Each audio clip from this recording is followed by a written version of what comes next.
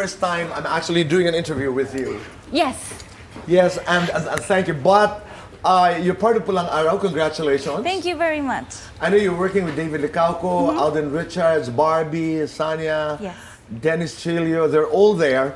The backdrop of the story, of the love story, is a Second World War. Yes. Where Filipinos, Japanese, and even the Americans got involved in that war. As a Japanese woman, as a Japanese actor, how did you look at the whole project? That was very hard actually, because when I first read the script and my role, I had mixed feelings, of course, because when it comes to history, it's really hard to repeat that because nobody wants to, remember the bad things that they had to go through in every country. It doesn't mean only in Japan or in the Philippines, but then the drama itself is about, the main is about Philippines and in Japan. And then this time, the role, when I was reading it, I had an image that maybe a little bit, slightly, the Japanese were in the bad in the role itself. So I was like thinking, would I be able to, act out as a good Japanese mother, or would I be able to, I didn't want to disrespect anybody or the role itself.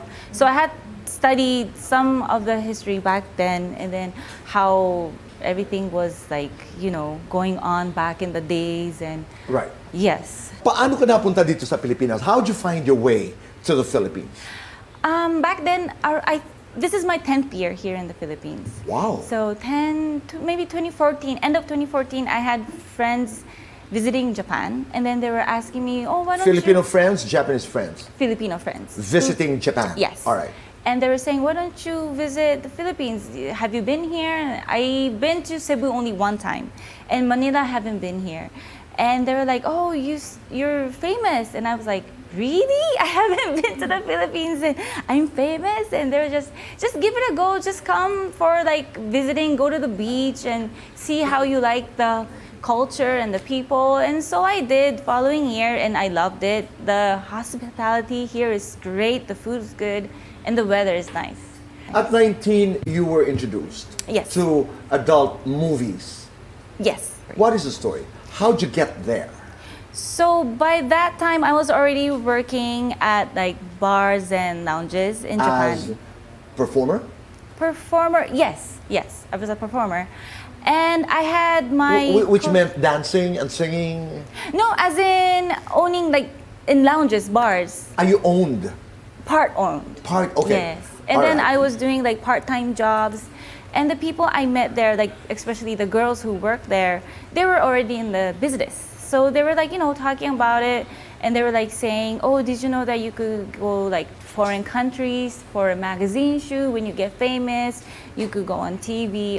First it was like that really simple stuff. And I was like, oh, maybe it's a good idea to get famous, because I wanted to go abroad. I wanted to go to different countries. I wanted to get out of Japan.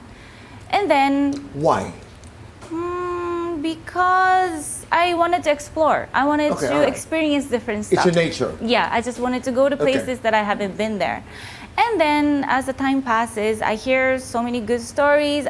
First, of course, everybody would think that it's like kind of dark, shady business. Like it's really scared to go there. So when you got into the adult movie business, what did you discover?